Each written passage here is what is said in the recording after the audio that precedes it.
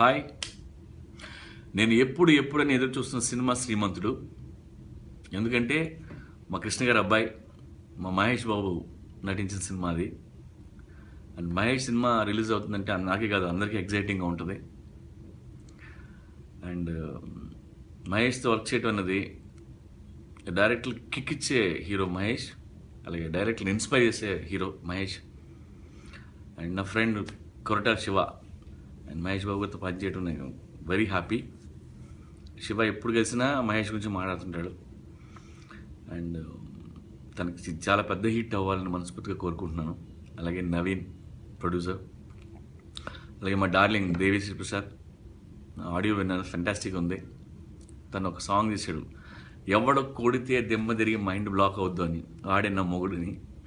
So ఆ మొగుడు కోసం నేను వెయిట్ చేస్తున్నాను.